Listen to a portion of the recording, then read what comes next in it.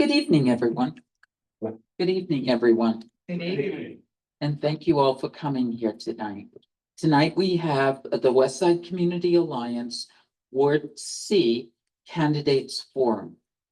And we're bringing this to you so that people can become acquainted with our candidates and know who you're voting for on November 4th. With that, WSCA also has two other candidate forums coming up this week. Tomorrow night, we have Ward B, and that will be held in the Hank Gallo Room in Lincoln Park. And on Thursday night, which is the 23rd of October, we will have the Mayor's Forum. And that too will be held at the Hank Gallo Room in Lincoln Park. So everyone is welcome to join us and certainly get to know the candidates for both Ward B as well as the mayors up close and personal. So tonight we have two of the four candidates with us. Shahab Khan, running with Team Ali, and Tom Zuppa, who is running with Team O'Day.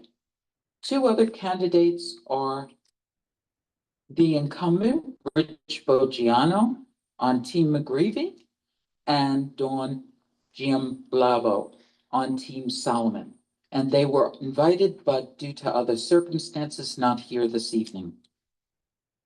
The next person I would like to introduce, firstly, let me thank all of the board members of WSCA who helped put this together this evening, as well as all the other forums, even the one last week, because it takes a lot of hard work to do these events. And people don't realize when they just show up in the audience how much work goes on behind the scenes. So I do want to thank the entire board, and I would like to introduce one of our board members of two organizations that are in Ward C, which is Sharon McCormick, and she is with the McGinley Square Community Board. And the next person after that will be Natalie Limon, and she is with the Marion Neighborhood Association. Sharon? Thank you, Charlotte. Thank you, everyone, for joining tonight's Ward C WSCA Forum. I am here to introduce our moderator for the evening, Elena Zazanis. Elena is an actress, director, filmmaker, and singer-songwriter. She has served as a moderator in topical forums ranging from the arts to the COVID vaccine. You may also catch her band, Twisted Martini, in our treasured local venues. And her latest film, Chocolate Mirror Glaze, is currently in post-production and on track for completion by year end. Natalie Limon, would you like to? We would love to acknowledge you as well, and then pass the mic to Elena for. Sure. I'm just here to be a bit of a messenger about some recent developments. This event has been, this tonight's forum has been in the works for quite a long time at this point, and it was always going to be here in Marion. But something that has happened more recently is that some of the folks who have been active for a very long time in uniting against and organizing regarding some development in our community, because of some recent events, we decided to formalize our efforts to revitalize an old neighborhood organization, Marion Neighborhood Association. And so I wanted to make people aware of that because we do have an email address now because we are asking people's support. We're asking people to join our email list. And when we put out a call for action, ask people to attend our meetings, that they attend our meetings. And if anyone has time or capacity to volunteer and help us, obviously we're asking for that as well. So since I know people are watching from home, and including members of our community, Marion, just take down our email address. It's marionneighborhoodjc@gmail.com. And since we have him here, I don't know, Mike, would you like to say any words about what we have going on right now? Yeah. Mike Manzo, pretty much the OG organizer in the community. So here he is. Thank you. I look around and what I see is people I see every day, day in and day out. I appreciate you guys living down here. I think it's a unique place. We'd like to keep it unique. I understand there's change, but change has to be done a smart way. So those of us that started it can continue being respected as the way we thought it would be. And then we can integrate new things and make them work so all of us can enjoy that. I appreciate the effort that goes in. I know Charlene for a long time, you've been organizing, Sharon, I see, and I know you do a good job. I see everybody here, so it's very important we keep our voice. The main thing is the little person has to be acknowledged. The little person is the person that takes the brunt of everything because he's not recognized, he's not heard. And that's one thing I always try to do. Make sure the little guy gets heard. His voice is probably the one that should be heard the loudest because they're really, really sincere and there's nobody out looking out for them. So I appreciate this opportunity and I hope everyone can continue to make Jersey City even better than what it is now. Thank you. Thank you so much for a lovely sentiment. I think we can all take a lesson from that. So now, without further ado, we will get down to the business of talking to our candidates. I would like to ask each of you to talk about your background, your personal and professional and civic experience, and what you plan to accomplish here. And then we will start with questions to you. So I'm going to start from the right and move to the left. Shahab.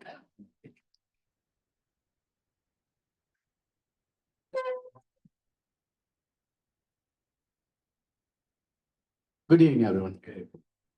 My name is Shahab Khan. I'm running for Ward C Council person for this ward. And I've been part of this community for more than 25 years. And I always stayed not only in Jersey City, but in Ward C.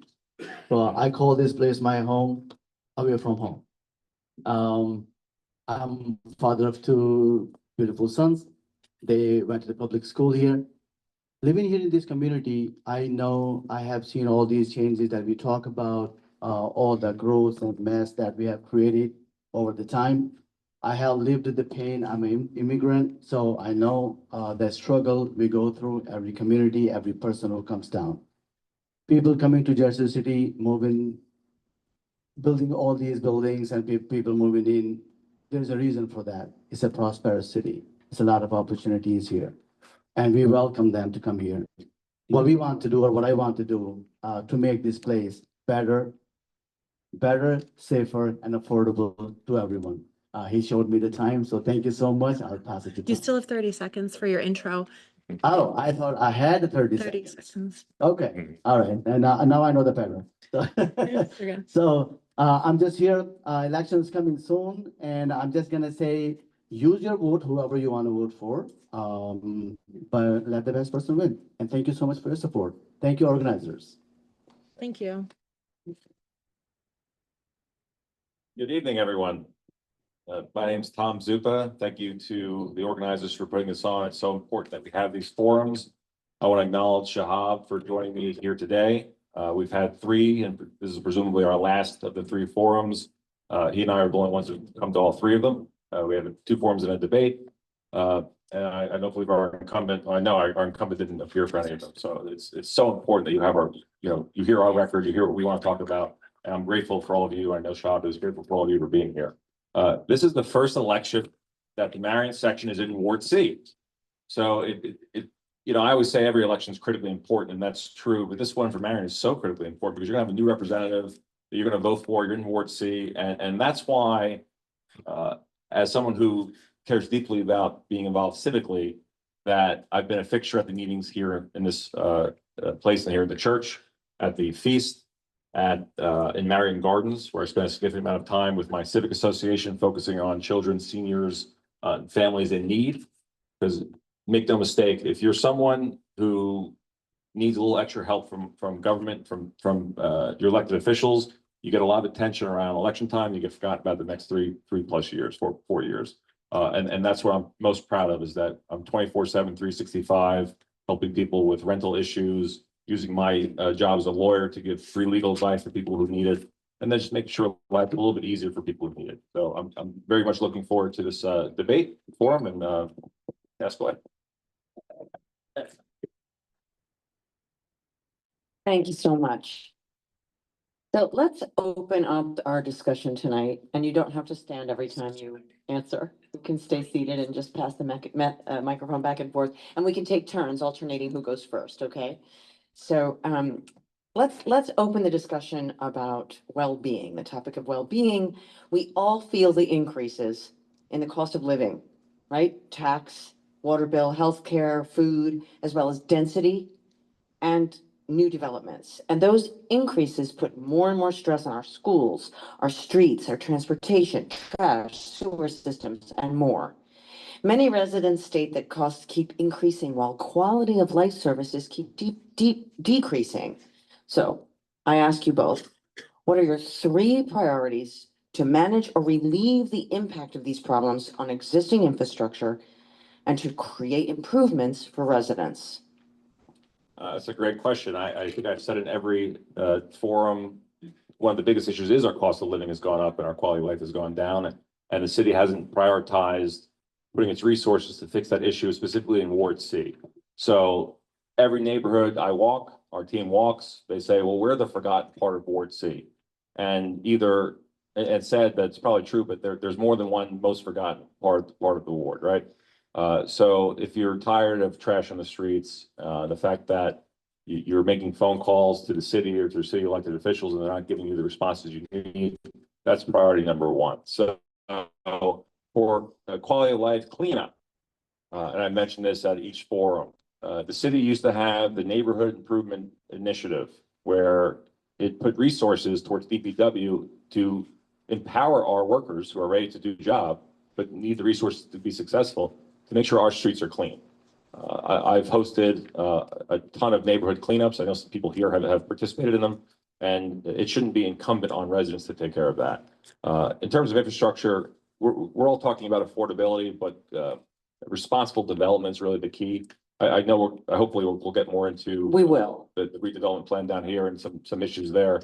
But between prioritizing our money, bringing back the neighborhood improvement initiative and having responsible development, those 3 things are all part of my platform that I'm happy to talk more about. Thank you. Thank you, Tom. So absolutely, things are getting out of reach. I remember myself when I moved here, I used to live in a studio apartment right at German Square. And imagine how much I was paying, $395. Now you hardly can get a parking spot for that. That's how crazy it is, and we all know that. And it's only increasing unless we do something. We create more affordable housing for people. They can stay here. We need all these roads to be done out. Any road you go to, it's just insane. It's crazy. And not just us, like everyone knows in nation, like Jersey City has like a really bad reputation, bad roads.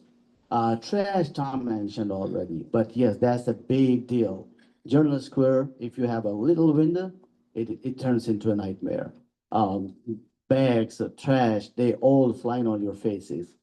All these things has to be addressed. And as we go through more discussion, I know time is up, but we'll talk about that more. We have cleanliness, we have road fixing, we have policing, we have a lot of issues that we have to go through. This is our agenda, and we will talk more as we progress. Thank you. I saw that. Thank you, Shahab. Okay, so along similar lines, we want to turn now to public safety, which you just mentioned, right? We're concerned about issues of specifically mental health, homelessness, and violence in Journal Square and McGinley Square. What will you do to help prevent these problems and improve these particular conditions in these areas? And Shahab, I believe you're first. Yes, thank you. So public safety, of course, it starts with policing. We do not have enough policemen or cars, they can patrol the city. This is a big city, and of course, we know it's a lot of people live here. Second thing we need is not only increasing the police force, but also make sure the way they handle the situation. 911 call, the response to that call, we all know how terrible that is. It goes hours, sometimes people call and no one shows up. Forget about showing up, no one picks up the call. And we have to make sure that we have modernized our 911 centers. We have more operators. We have modern technologies to provide them. We also have to make sure that we establish an accountability for people, for police especially, and build a trust with the citizens. That all starts from accountability for our police force and also build a trust before we talk about any other safety issues. Thank you. Thank you. So before I went into private practice as a lawyer, I was a prosecutor here in Hudson County. My case I prosecuted on behalf of the state range from public corruption cases to homicides. So I think I'm uniquely aware of the resources that the Jersey Police Department has to address certain issues. And I'll start with mental health. Not enough focus has been on assigning a mental health coordinator, social worker to respond with the Jersey City Police Department, not by themselves, but with the Jersey City Police Department, to cases of domestic violence where you would anticipate, unfortunately, like the case of Mr. Washington, who was killed in his home, anticipating the fact that we're going to have to de-escalate situations. And I do feel, terrible for his family and, and everything involved in that situation. Homelessness has a lot to do with housing. There's a regional housing crisis. It's not just Jersey City's responsibility to build out of it. I would never say, hey, Journal Square is going to build out of the regional housing crisis. But, when we do our part to have affordable housing, we need to keep people in their homes. The word accountability and prioritization are words I'll use quite a bit here. We have quite a few deputy chiefs, but not enough people officers that are responding to issues. We had an armed robbery of the jewelry store on Newark Avenue in India Square a couple of years ago. It took 45 minutes for the police to respond, and the perpetrators were stuck in traffic. It was 6 p.m. on a Thursday. Of course, traffic at Journal Square. Had they been able to respond in time, they would probably caught the perpetrators. We need to hire more 911 dispatchers, and that's where we should prioritize our funding. Thank you, John. Thank you. Okay, so related to transportation hubs and problems in these areas is an issue of transportation. Residents are frustrated by poor access to buses, via path, okay, increased traffic, lack of safe streets, we just talked about that. But e-bikes and scooters on the sidewalk, double parking near the path, lack of law enforcement, which Shahab also addressed. Basically the Wild West on our streets. So let's take 30 seconds for each of the following related questions. Okay, so it's going to be rapid fire. So now I think Shahab is first. He went first. Oh, yes. Okay, great. So what solutions have you considered related to transportation and the issues we just mentioned? One at a time, okay. Yes. I would love a Marion Path station. So obviously this is that's outside the city's control, but it would be great for us to advocate to our federal legislators and state legislators to get funding for a Marion stop, especially with the influx of people. And we need to there's a lot of cars on the road. I said this in the debate last Thursday. I said we have more people living in Jersey City now than we ever have, right? So those who don't have good transit options to get around, they're going to be more likely to drive, right? And there's parking issues, of course. I was only 30 seconds. Okay. That's the next question, actually. So I'd like to add another 30 seconds and just keep going. Or do you want to ask all three of those questions? Because it's. Sure. So let's let Tom finish and then. So just first question by itself is problems. All right. So Again, we're not gonna be able to fix everything, but, we need more bus rapid transit lanes. We need to slow Broadway down as a safer street. The city has made it seemingly their job to be letting go of dedicated public employees. 300 employees furloughed, and they're not hiring, crossing guards. Those are people that live and breathe in this side, in this community. We need more crossing guards to keep the roads safe. And I would love to keep Broadway slower because it's just not safe to cross and, you know, you're all living that experience now, you know. Yes. Thank you. Okay, so let's do, what are the solutions you have considered broadly? And where do you stand on the longtime proposal of the Marion Path? And the transportation as well. Yes. 1 minute.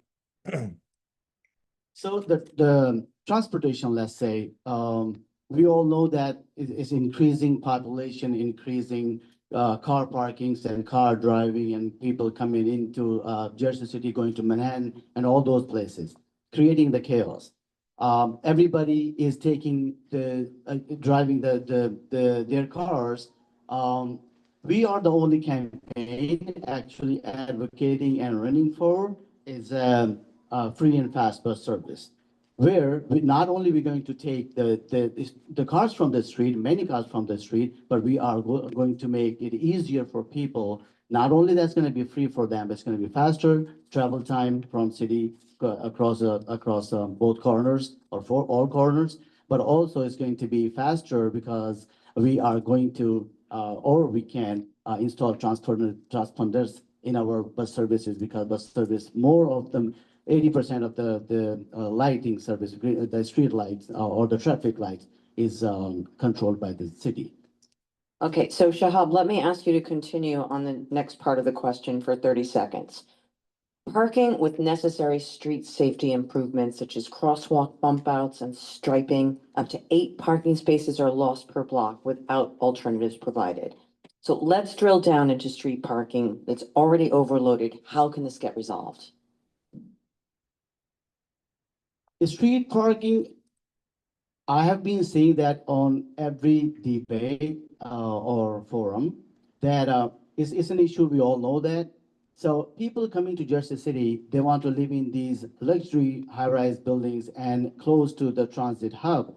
First of all, we have to encourage those people that do not buy cars because they want to use all these amenities that Jersey City provide them, use the mass transit. That's one of the main things. Second is when we are giving contractors all these bells and whistles for their buildings, we should mandate or ask for anything else in return, because we're giving them so much, like tax abatement, all those things. Ask them to give us some parking in the buildings. Thank you. Thank you, Shahab. So I mentioned earlier, which is if we don't give people viable transit options, and we talked about this at the debate last week too, it's not, it may be free to ride the bus, but the one or two family homeowners are going to get squashed with that plan to have free and fast bus service.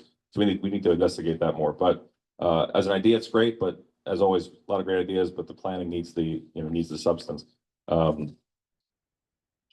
The question about bump out, striping, losing 8 Yeah, parking parking, spots. the parking, Yeah. yes. please.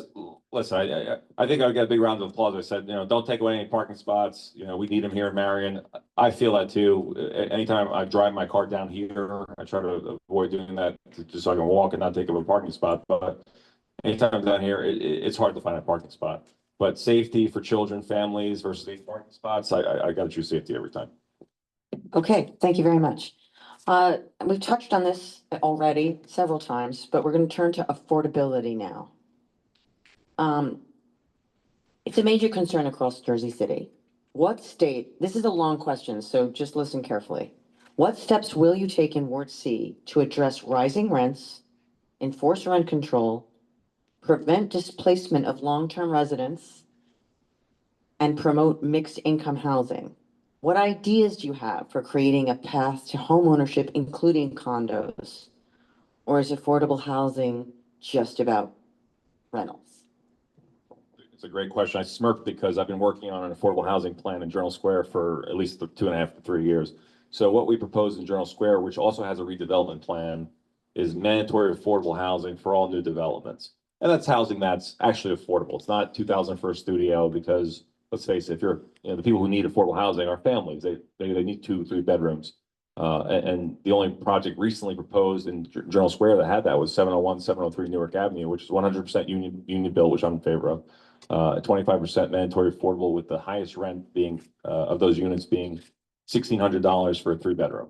That's the affordability we need to talk about, right? But it's not just about new buildings. If we build more where appropriate, you said we're gonna get to the Broadway, redevelopment plan today. I'm looking forward to that. Build where appropriate, it'll lower the cost elsewhere. The problem with that is if you upzone everywhere or upzone neighborhoods like Marion, you're gonna lose the 1 to 2 family homes, which make this community so great. And you're gonna tell people that they can live elsewhere, which I don't think is very progressive to do. It's not, let's build market rates here and you can go live in Bayonne or somewhere outside of Hudson County or even outside Jersey City. You deserve to be able to afford to live here in your community. So mandatory affordability for all new projects, but see where the economics work. If it's 20% discretionary, build more in Journal Square, it'll lower the cost here. My wife and I rent. We would love to buy a house. The market hasn't borne that out. We can't just let the market dictate. So we will only have luxury housing that's just rentals.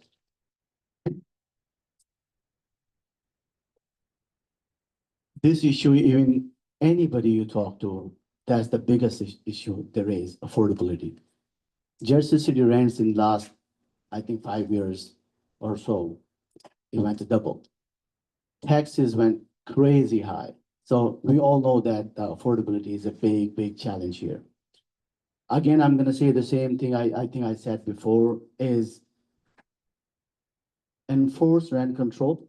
First thing, we have to enforce. Second, we have to build more affordable housing.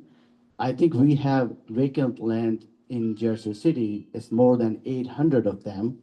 And then more than about 30 is the vacant properties that no claim. City should step up and take the ownership of those properties. And it's gonna be a lot of affordable housing that we can build. We can price them right for the residents. I've been living here for more than a quarter of a century myself. I don't wanna leave the city.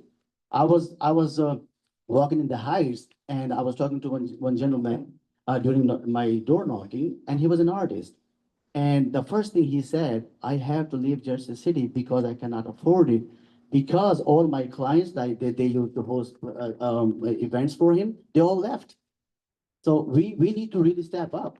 And we also planning to do the upzoning, as Tom just mentioned, but time is up. We'll talk it next time. Thank you. Would you like to add more time? No, we can move into the next. Okay. com- So the next topic within affordability is about commercial spaces. How can we include more amenities that make a neighborhood beyond just a commuter bedroom community? People miss the retail and restaurants in Journal Square.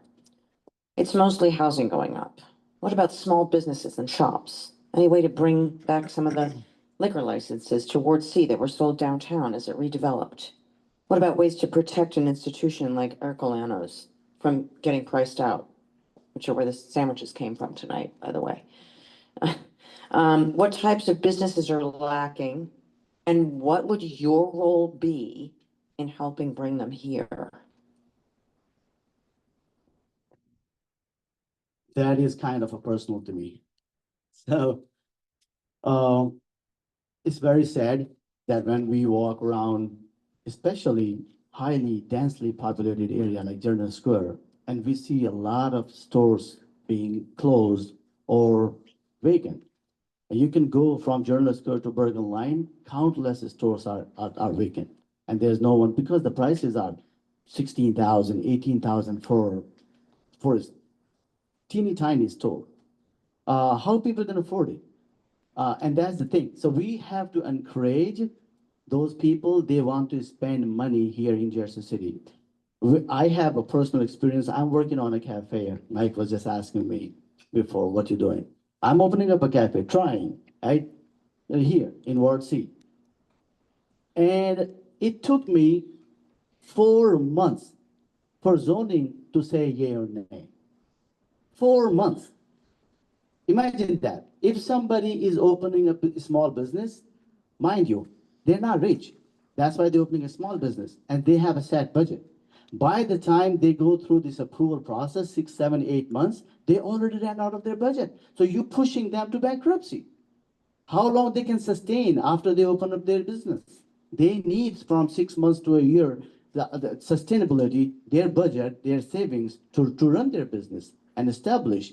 That is not happening. We have to make sure that we have a system in the city hall that has digital form submission. They know from first hand what certificates or licenses they need. That is not good. That is not working, and we need to fix that. Thank you. Thanks. So thankfully zoning and planning do have a digital system. They have a portal now. The problem is that unless you're connected, you're not getting the kind of attention that you need. They should be streamlining that process for, approvals for those who follow the rules and have met the requirements to build, open up a store, et cetera. So here's the issue. Not having enough stores, commercial space, not having affordable housing, quality of life issues, everything that we talked about before and involved in this question respectfully comes down to a lack of vigilance by our elected officials. The first thing I would do as a city council person, other than having the affordable housing amendment pushed for Journal Square, is to hold a summit, location to be determined, because if we lose our Colanos, which is near and dear to my heart. Natal was at my wife and I's wedding, and it's not just a restaurant that we like. It's a community space. It's somewhere that's culturally significant to this neighborhood, to the city. So it's a real problem for me. To have something with all the people that own property, want to develop businesses, community associations, and have a conversation about what we really need in the neighborhood. We don't need a smoke shop every 5 blocks. We don't need a coffee shop every new development. We need restaurants, bars, a different kind of infrastructure, and that's the conversation we need to have. The problem with Ercolanos is a lot of empty promises were made. No one was holding the developers' feet to the fire. On a city level, I know the community was doing that. So many of you here have done that. Thank you. Okay, I'm gonna ask these 3 questions, and they're a cluster, so you can address them in the same answer. Would you audit all of Ward C's rent-controlled buildings to ensure compliance? Will you advocate for rent control for seniors? Where do you see them residing after they sell their homes due to increased taxes or high maintenance costs, and some can't afford the affordable housing? And what ideas do you have to prevent vacant first floor commercial spaces in new buildings? And the lots like the former Aki Market from sitting vacant for years? Yeah, that's a great question. So the first part, audit rent control, it's an easy yes. We do need to protect our rent control properties, which goes into our second question, which how do we protect senior housing? We were actually here in the basement. What was that, Mike, a year ago? The developer paid property. He said, "Oh, maybe seniors can live here." It was like $3,000 a month for a studio. Right. Let's get real. Big problem again. Lack of accountability, lack of vigilance in Ward C has been the sole largest senior building is Grandview Terrace. It's on St. Paul's Avenue. The city allowed that to convert from dedicated senior housing to Section 8, which there was no immediate change, except that the rents went up for all the occupants. And just Section 8 would pay instead of it being a lower senior housing rate. Thankfully, our citizens are living longer. We're a healthier society, and this city is not ready to deal with that situation. An earlier question, which I missed the answer to, also goes to this, which is how do you protect 1 to 2 family homes? That was part of my plan, Journal Square too, and something that we would incorporate with any redevelopment plan down here. You don't want to force 1 to 2 family homeowners out of the neighborhood. You live here, you pay your dues, you pay your taxes. You shouldn't be forced out just because there's a developer, wanting to buy the property next to you and you're the last holdout. So it was to protect those homes. It's to do a lot size restriction, so you're not seeing the kind of 4 lots at a time that you see up in Journal Square, which crush the 1 to 2 family neighborhoods, and you got the bigger buildings. Vacant commercial properties, You know what, I'll use my time next, I'll remember my answer and use it for my next question. I'll be more efficient. Thank you, Tom. And he just mentioned, are we going to edit rent control taxes? Yes, absolutely, we should. We should know where the money is going. We should know how much dollar amount we have and where to spend them. And is the money that allocated for those purposes is being used or not? Absolutely, yes. Senior housing, how to protect them. I know, some seniors, they are living in seniors buildings and houses. They do not have anywhere else to go. Like literally, they don't have anybody anywhere to turn to. So do we want to protect them? Absolutely. Tomorrow it could be me, it could be you. So where we gonna live? We want to not only protect them, we want to make sure that we can build as many as possible. We have to find a way to allocate a certain amount dollar for them and definitely protect them. The third one is the first floor of the vacant properties. Is that a single or one or two family houses are you talking about, or did I miss the question? We are talking about vacant first floor commercial spaces and lots, like a key market from sitting vacant for years.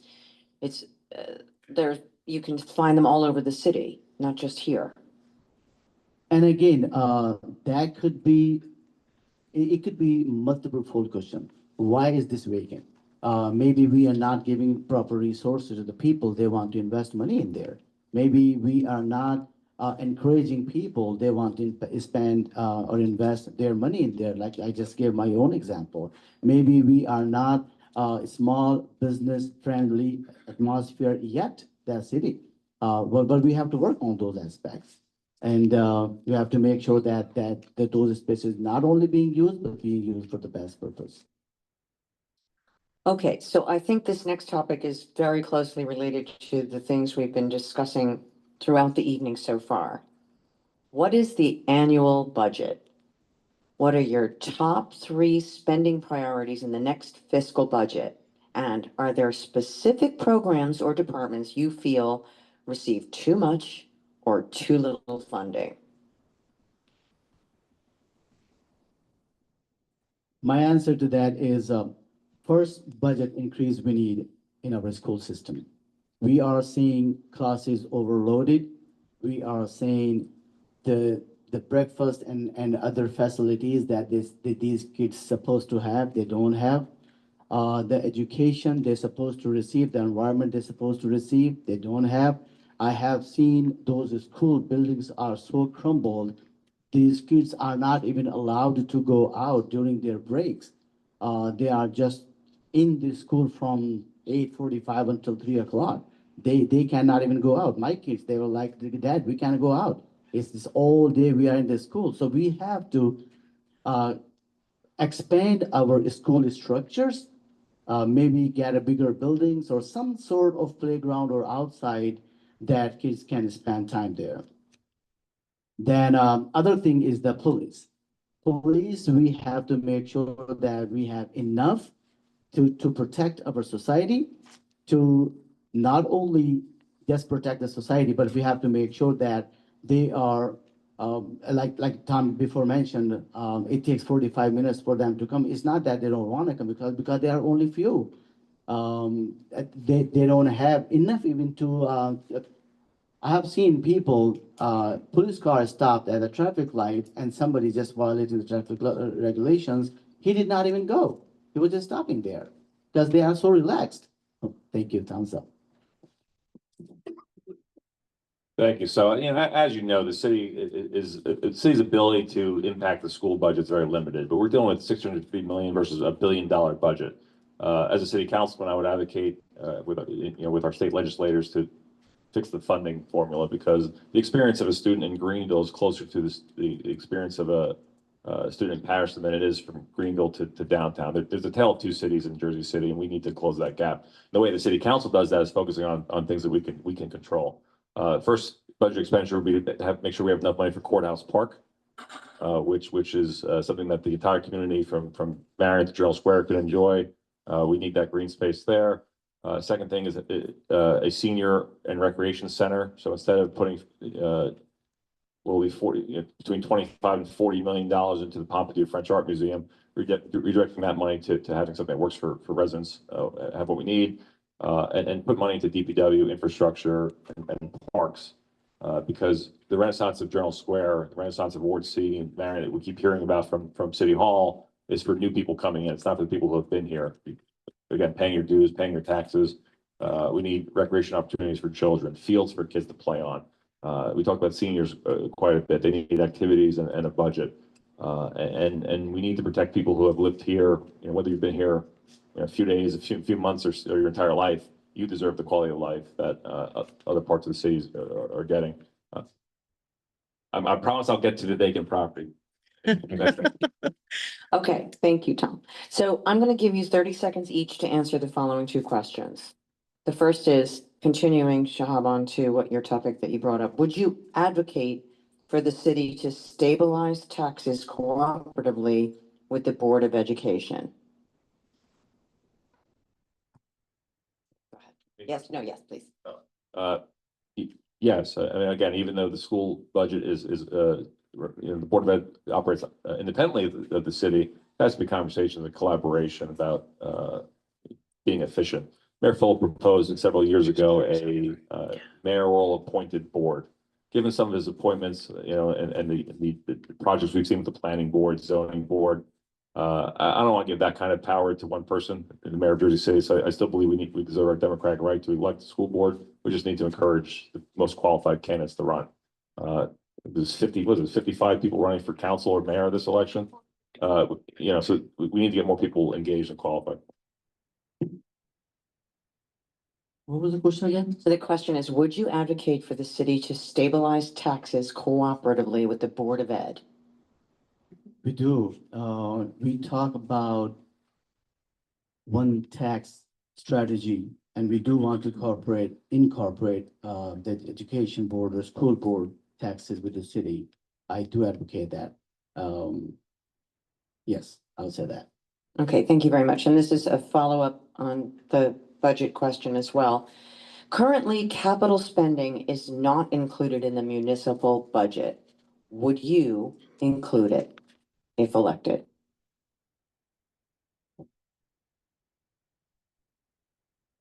I would, it should, I cannot emphasize on this question. I was prepared, so I'll pass it to Tom. I have 30 seconds to answer. Yes. I swear I'm going to get to this commercial property. All right.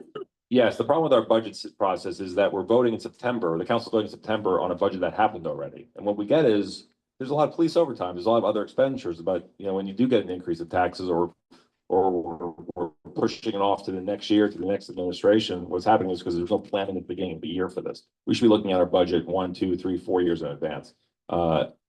Someone very high up in our government said, our operational budget may be low, but our capital budget in Ward C is some of the highest. Well, no one cares. We have the Pompidou Museum, but the roads don't get paid. So yes, the answer to that question is yes. Thank you so much. Okay. Now, a topic you just addressed, parks and community gardens. Green spaces are already extremely limited in Ward C.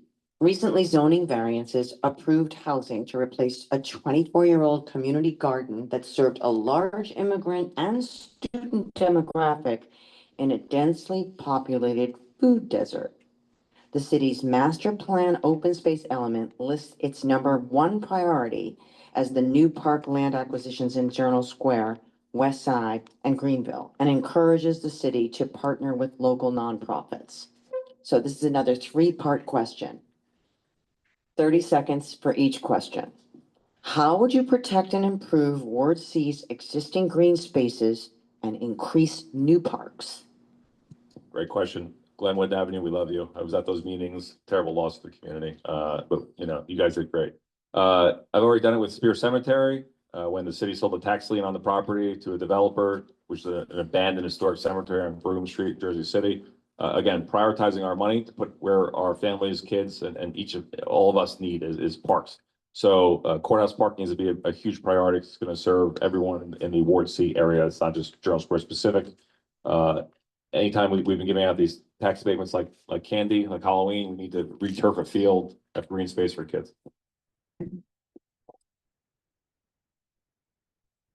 We do need green spaces, a lot of it.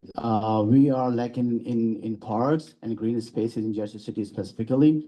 That's why we are advocating for not only Courthouse Park to be open and funded fully, but we want to make sure that it opens up as quick as possible. We do need all green areas to be protected, and any trees we can plant anywhere in the whole Jersey City, we would encourage that on people, and we will make sure that we do whatever we can do to make sure that we increase the green. Thank you so much. Okay. Staying with you, Shahab, regarding a proposed bike path running from downtown Jersey City to the Bergen Arches to JC's Marion section and onto Montclair, right? Will you be instrumental in bringing the Ward C segment to completion, offering direct off-road access to downtown Jersey City as well as west to Montclair? Sure. We have to do one thing, like we have been diverting traffic and making a single lane or one lane streets from two lanes. Some of them are really great, some of them are very narrow. We just have to make sure that when we create these bike lanes, we hold them responsible to use them. People is still not educated enough, and they're creating a lot of chaos on the street. They do not care how to drive, where to drive. They're not utilizing that. But we have to also hold them not only responsible, but we should do something to make sure that they do utilize those lanes that we created for them. All right, so the bike lane plan, the three keywords I would use are connectivity, informed or informed voter base or community, and enforcement. And pragmatism. Let's, you know, you want the sidewalks clear if you're a pedestrian, senior with kids, or just, you don't want the e-bikes going by you. Gotta give them somewhere safe to go. A lot of these roads are not safe to do that. Give them a protected bike lane, that makes sense. Work with the community to talk about, make sure everyone's informed, just doesn't go in without, pops up one day and you didn't know about it. And let's connect, all of Ward C with all of downtown. We're, even though we're 6 wards, we're one big city. Thank you so much. Okay, so moving on to a similar topic along the Hackensack River, in addition to the existing section at Skyway Park, talk about the potential development into public parkland and walkways. Yeah, my friend, big friend Steve, the Conservancy. So the county did a nice thing by changing Duncan Avenue. It used to be the site of the old prosecutor's base, but now it's part of the driving range for the golf course. But anywhere we can bring more people to have green space, and we're a city. Let's create it where we can. We have to do it, and the Conservancy, the Skyway Park Conservancy is already doing it, so I would support that as councilman. Yeah, I'll say so. That area is being developed, and all that area is, as Tom mentioned, that golf course and all those green areas there. I know there's a big plan of bigger constructions of business coming in there, but of course we have to plan ahead, so we do not leave those green areas, and we do not get into the same situation where we are in Jersey City already, or General Square downtown area. So we do need to protect and encourage to utilize more green in there. Thank you. Okay, so let's turn to trees. Hudson County Tree Allies mentions that Jersey City has a notably substandard diminished tree canopy. Only 15 new city trees were covered by the municipal budget this year, fortunately offset by 500 new trees, which city sustainability secured with grants. So again, 30 seconds for each of the following questions. With grants being unpredictable and federal funding volatile, will you support a consistent annual municipal budget for tree planting? We should, as we always talk about greenery. So when it comes to the funding, allocate specific funding for greenery, we should.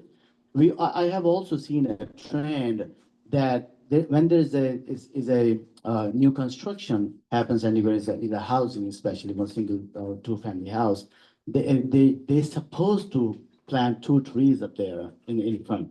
And most of the times I see, first they leave that space and after a while that filled out.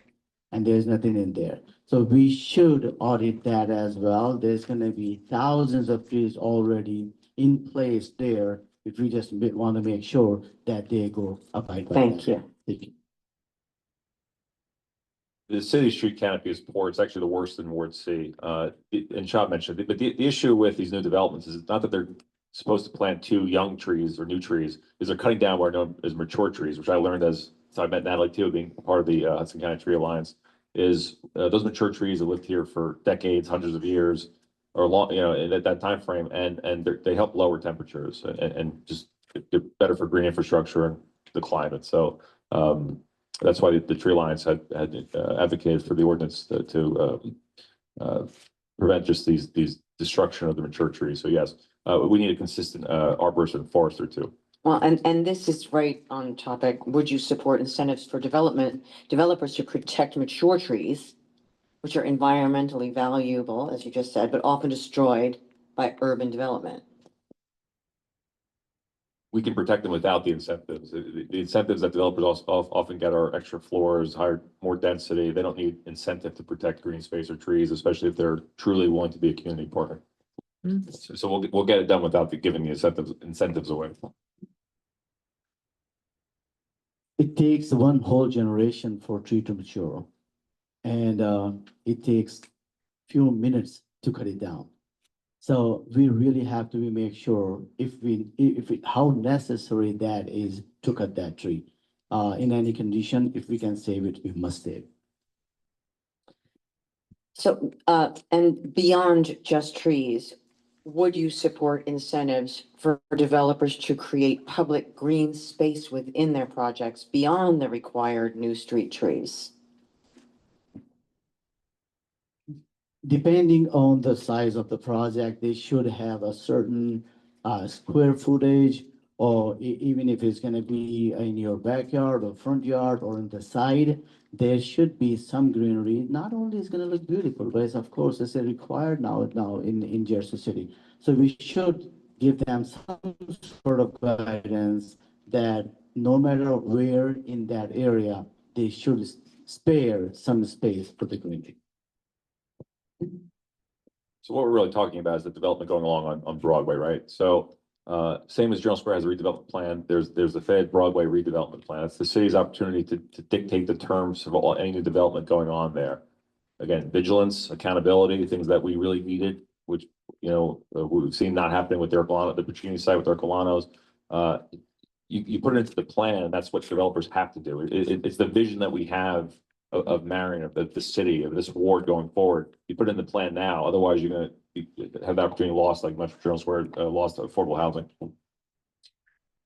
Okay, thank you. Many constituents in Ward C are concerned that the historic streetscape, neighborhood character, and building alignments are drastically disappearing. With demolitions and new construction as Ward C revitalizes, some even suggest the way to protect 1 to 2 family unit neighborhoods and their residents is to first designate what is historic, then consider upzoning. The city has focused on creating new development over preserving its architectural and cultural history. Now, I'm going to run through a list of questions altogether here. And then I'll give you each a chance to answer. How would you balance preservation with demand for new housing? Is it just keeping the original front facade enough? Is adding historic overlay zoning enough? Would you support the city becoming a certified local government to access annual grants, which would fund the research and help add new historic properties? Which other buildings or cultural assets in Ward C will help you preserve similarly to which other buildings or cultural assets in Ward C will you help preserve similarly to the Lowe's Theater and Apple Tree House? So it's a lot. I can break it down. Why don't I break it down? Let's start with the first nut. How would you balance preservation with demand for new housing? Is it just keeping the original front facade enough, or is adding historic overlay zoning enough? It depends. It's gotta be on a case by case basis, but in that we need certain guidelines, we need to be consistent. The problem I hear most is that planning or zoning comes out with inconsistent responses. So for example, I love the fact my grandmother's house in Greenville was built in 1861 or 64. There's nothing otherwise historic about that facade though, right? Because it got the aluminum siding over the years. It wasn't preserved. So even though that's something that's special and unique to me, that's not necessarily a house that, I would want a mandate preserved. There are houses though, like we've seen on Cottage Street in Van Ripen that are historic and they do have cultural significance to the ward and to our city. The Glenwood area, I'll go back to Glenwood. Glenwood has those historic homes that the developer's not being a good neighbor with when he demolished the wall or disrupted the residents there. So when I say case by case basis, I don't mean being inconsistent about it or willy-nilly, for lack of a better term, but you kind of know what's historic and should be kept versus what's not. Thank you. Shahab? There are areas in Jersey City where like Gifford and Bentley, they are historically preserved kind of houses we have there. And they are beautiful houses. But we have to be mindful if somebody is willing to make those changes, they want to be modernized within, like inside the house, we should not mandate them, like they cannot make those changes. We do want to preserve and protect the outside looking, the colonial houses and all those beautiful, I love them myself. But yes, things changing, people like, dislike things, so we should give them freedom to do whatever they want to do, inside at least, to my opinion. But preserving, yes, I advocate to have those old buildings, architectures to be preserved to an extent. Thank you. And just continuing on, Shahab, would you support the city becoming a certified local government to access annual grants? And go on to preserve Ward C buildings and cultural assets, like the Lowe's and Apple Tree? 1 minute. So the Lowe's is a very good initiative that I have seen it. As I said, I live here for more than 25 years. I have seen that filthy smell when you used to cross in front of the Lowe's, and that was like abandoned place. Now it's coming to life. We'd love to see that. It's gonna give not only preserving the asset that we had, but it's gonna bring a lot of talent, a lot of people in the city, a lot of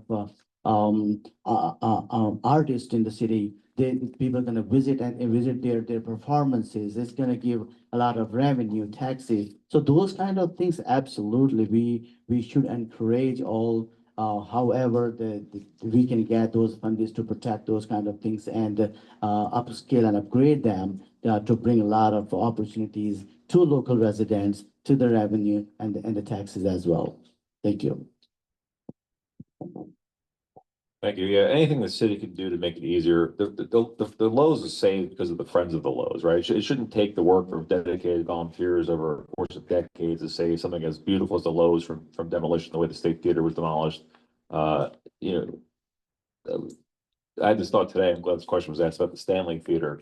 Obviously it's in privately held hands now, but the rumor is that the right price that'll get sold to a developer. That's a space that needs to be community space, and anything the city can do to preserve that, and if it's ever back on the market, protected from development. I got 30 seconds. So vacant commercial space. The city finally has an economic director who is dedicated towards helping small businesses. That's your former council person, Mira Prinzari. That's the first right step.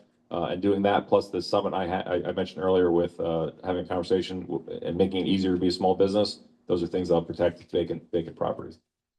Thank you. Okay, so you've actually brought it up a couple of times. We're gonna talk about an asset to be the Pompidou. Where do you stand?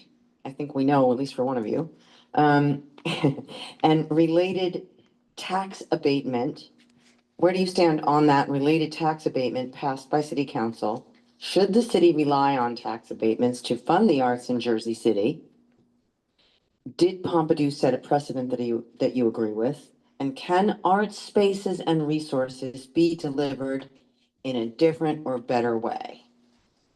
So the Pompidou is a transformative idea. It's a great idea. But when, like I said, when the city can't get the small things right, I use the analogy, walk and chew gum at the same time. We shouldn't be committing $24 million a year to the Pompidou when there's so many other vacant issues not being addressed, like community center or rec centers, things like that. Real problem, the next problem I have with the Pompidou is that the city gave out 2 tax abatements to the Kushner Group to build 2 towers, not a single affordable unit, not a single job going to a union laborer here in Jersey City, a Jersey resident. In exchange for this empty space, 85,000 square feet, which then we have to pay the Pompidou to come here, and we have to pay to run it. It's just not working for everyday local current Jersey residents. I wish it could. If it does, between now and when we take office, then maybe we'll revisit it.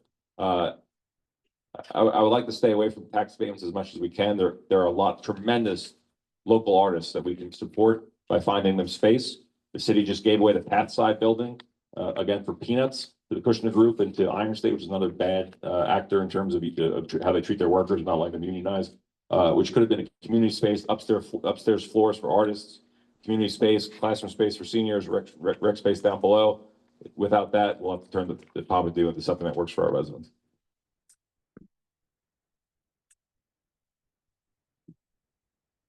As far as the first part, art and culture, what a community is without artists and culture. We do want to support our artists, as I mentioned during our before question, that I met an artist and he said he is forced to leave Jersey City. This is so sad to see anybody who lived here, who want to live here, who loves this place, and they have to be forced to this place somewhere else. We really want to encourage them. We really want to make sure that whatever dollar we can spend for our arts and cultures and artists to stay and flourish, we should.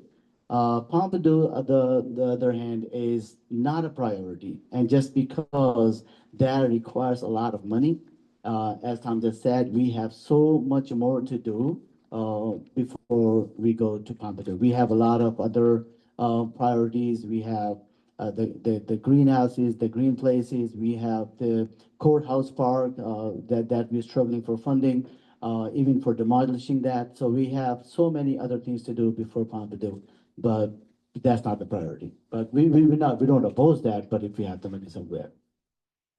Thank you so much. Okay, this is our final topic of the evening, but there are a number of questions. So we're going to ask you now about community engagement.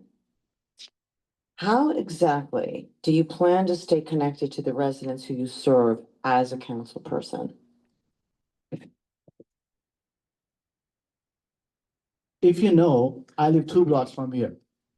So I am going to be available all day, every day, 24 hours, 7 days.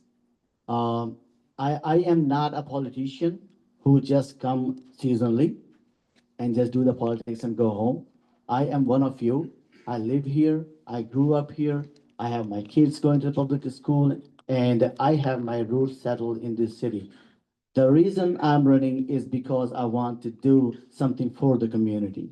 I am not here to do politics and see you next 4 years if I win. No, I will be available every day. You're gonna have reach out to my office. I'm gonna have to open up an office especially for the public reach. They can reach out to us anytime, any day. I'll be there. Good news is I'm already doing it.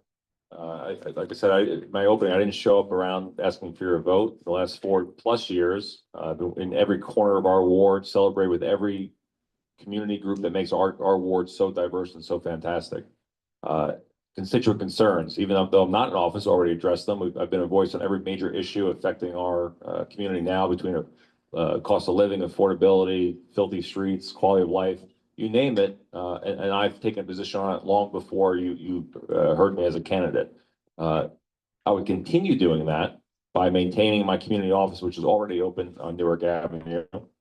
And I would have monthly meetings, both in person and Zoom, monthly town halls, so that the time for you to hear from me is not when there's a problem. It's long before that takes the vision, the vigilance that I've been discussing, and the foresight to know where the next issue lies and how to best inform our citizens. Thank you. So next question. What is your long-term vision for your job ahead? And what are the first steps you take? So again, addressing cost of living, affordability, that's the number one issue. The good thing is, since I've been working on this proposal for several years, it's not easy to do, but it's easier to put forward. Bringing the focus and the priorities of our city resources to Ward C will take a lot of work. I give credit where credit's due. Where Mayor Fulp did a positive job for the city. But we need to be realistic that the city's budget is in such a poor condition because they were cashing checks, or their mouth was right. What's the phrase? I'm not good with cliches, but they're doing a lot of talking and they didn't have the money to pay for it. So that's going to fall to the next administration. So making responsible decisions, making sure that our residents are taken care of and prioritized, while trying to avoid raising your taxes, is going to be priority number one. So the priority is going to be better quality of life. Whatever is going to take, whether it's going to be trash removal, whether it's going to be better police, whether it's going to be hiring more crossing guards, whether it's going to be make sure that bike lanes are being used the way they're supposed to be used, whether it's going to be the green plants planting, whether it's going to be and instead of me saying that I will do that, what I will do is I will go to the people and say, what do you need in your area? And I will take care of that. Thank you. Okay, so what role do you think the city should have in partnering or supporting community nonprofit groups in their grant applications? Would you support the city assisting nonprofits in grant writing and assessing cost estimates in grant proposals? The nonprofit organizations, some of them doing amazing job. A lot of people, even though it could be people going hungry, it could be people living assistance, living in their house, they're being evicted. It's going to be domestic violence. It could be many things that NGOs are working tirelessly, but there are many that may not be as per the standard of what they're supposed to be doing. We should make sure that the dollar is being given to them, is being used for the fair purpose. Yes, there's public-private partnership is something we should look forward to because the city doesn't have the resources to tackle everything, and that's when the nonprofits come in. I have a problem where I have a problem saying no to people. So in terms of good things like helping out, helping out. I belong to several nonprofit boards, from orchestral music education for kids to writing programs. My point being, they're all things that fill a gap that's being left either in the school system or by the city. Friends of Spear Cemetery, for example, which I helped organize the volunteers have been doing the job for decades, which is the city is not going to run another park, but the city can help those grant processes get the cemetery protected from development, which is insane that I even have to say that in a public forum, that we shouldn't be protecting an abandoned historic cemetery from development. But that's the way things are around the city. Protect that, assist the nonprofit, and guide it so that the city's reach is not going to be everywhere, but we have great volunteer organizations, great nonprofits that are doing the work, and we should audit that to make sure that favoritism is not happening with the grants that are being given out by the city. Okay. Well, I think you just answered this, but have you supported community groups at planning and zoning board meetings regarding projects shaping their neighborhoods? And as council person, will you? Yes, I was past president of the Journal Square Community Association. You can tell I'm passionate about affordability and long-term residents getting pushed out or being unable to afford it. And the thing I'm most proud of in this election and this race is that long before this forum, I've been doing the work, I've been an advocate, I've been a voice for you. And I promise I will always be there for you and not just bring you empty promises, but really meaningful action. And the best way you can judge me is I've already done it, and I've been doing it for you. Zoning is an issue, it has been an issue. So we have to make sure that what kind of zoning we have and what kind of zoning approvals we have, what kind of neighborhood that we, we want to change or upzone, downzone, or, we want to make sure, as we said before, all these people living here, these people, they love their houses. We don't want to zone them out or, be bought by some developers and kick them out. So we want to make sure that we're going to be here. I am going to be here and any support, of course, I was not on the zoning board, but I will be. And I will support our community as much as possible. Thank you. Okay, this is we're coming to some of our final questions. So I'm going to ask one more in the community engagement topic.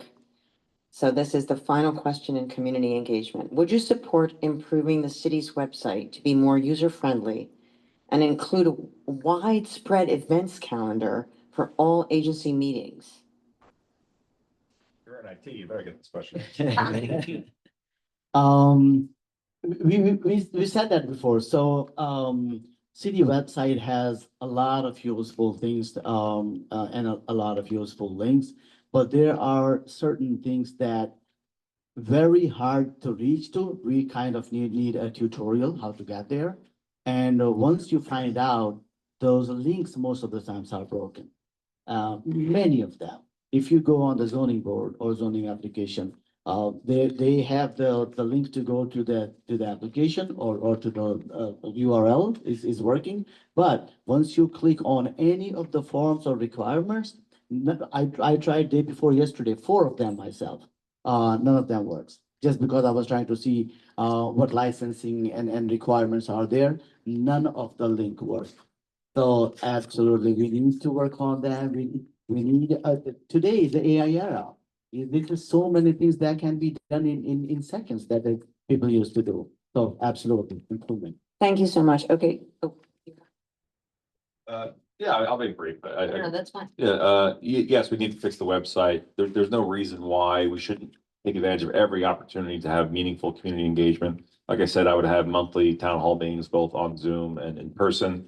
So that if you're juggling a couple jobs or you have better things to do one day, you can still watch the video after the fact or participate from home. There's no reason our city council meetings and all this, in this age of technology, shouldn't be live streamed. They shouldn't be able to participate from home. It worked during the pandemic when people were able to participate on Zoom or virtually. We should bring that back. I don't care if I have to wait there till 3 o'clock in the morning. I'm on a taxpayer dime, which is I would work for you. Let's put it that way. I have no problem staying as long as it takes to hear our citizens' voices. With technology, that we have to make sure that our seniors aren't left behind because a lot feel like they don't have the access, they don't have the means to get the information, and so our senior outreach resources need to improve, take up a bit for those, not just in the senior buildings, but those who are seniors living in our communities who can't be shut out just because we're because the technology is different. Thank you so much. Okay, so I'm going to ask you a question now about each other. In a kind and continuing this rapport that you've established between the two of you tonight, which is really very admirable. Could you each take 90 seconds to talk about your similarities and differences, the way you perceive how you're similar and how you're different? That's great. And this is a great question because before everyone came tonight, I learned that Shahab and I have the same birthday. What are the chances? Yeah, April 3rd. I won't tell you the year. Even though he's more handsome, he's slightly older than I am. No, I didn't know Shahab before this campaign process.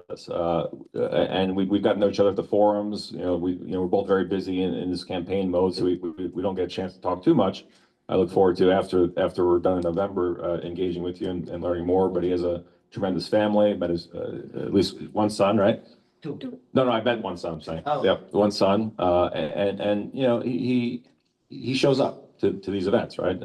I started my conversation saying it's really important to come to these forums, especially if we're asking your trust. give us 4 years of, of your time and your trust and faith. It's important that we come and talk about our vision and our record if we have one. It's very meaningful. And like I said, it's my birthday buddy. But differences? Differences. I say this most respectfully, because I've been doing the work for so long in the community. I just think I'm ready on day one to lead, and that's not a knock on Shahab. I would put my record against anyone who's here or not here. There's so many issues in our community, in our city, that we need to face. We need someone who's been doing the work and is serious about getting the job done on day one. Thank you. Shahab? Thank you.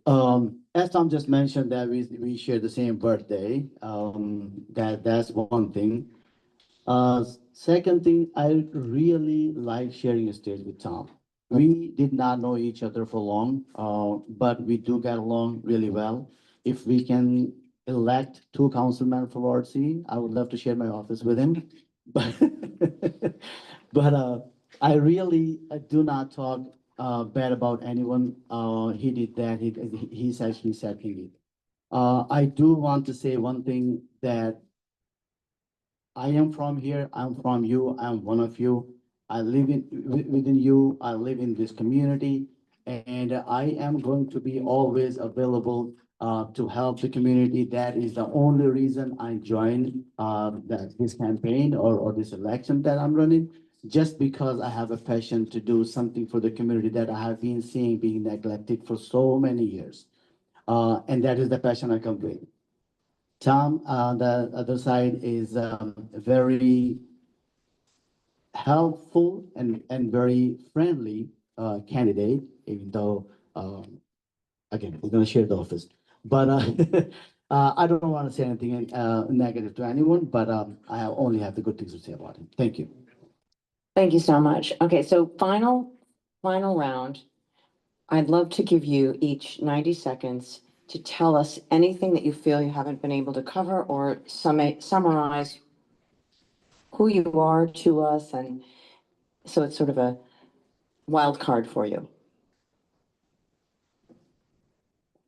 The same thing I just said. So again, first of all, thank you so much for organizers to invite us here, invite me here, giving you opportunity to be here, speaking my mind to you, with you, and sharing my thoughts, my vision, that what I do see happening in our world. I'm here for more than a quarter of a century. I have seen this community. I have seen what's going on. We do need in this neighborhood any walking distance grocery store. We had the Acme's gone. We have this on the Zuppa Avenue. What was that? That market is gone. We had the Rite Aid, that is gone. So we do need all those kind of things. Let's say if you want to go grab something and you want to walk, you don't have anything close. So we really need those supermarkets or whatever accessible to the community. If you want a dog food at night, you don't have anywhere to go. Everything is closed. So we need those kind of things bring back to Journal Square, to the Marion section. And again, November 4th, elections are coming. Do your vote, use your vote, please, whoever you're going to vote for, but please do your vote. Thank you so much. Thanks, Shahab. Thank you again so much for this opportunity. I'm very happy, not only just to be here, but that this is our third and final forum, because as much as my roots run deep in the city, and I have a unique perspective, having come from a family who's been in Jersey City since 1890, but not having grown up here myself or gone to school here, I can balance the need for progress, like Mike said earlier, need for progress with our history as a city, and making sure that our long-term residents don't get forgotten about, and that we're balancing everything that we need to do that's proper and right for our city and for the future of Ward C.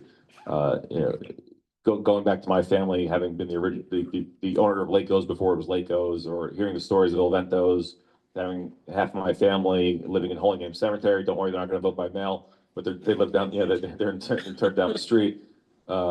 It's so meaningful that to be here with all of you. And I said, I've prided myself on the fact that I've been visible 24/7, 365 on every major issue, not just for an election, but because Public service has become, as my life, I've dedicated to it.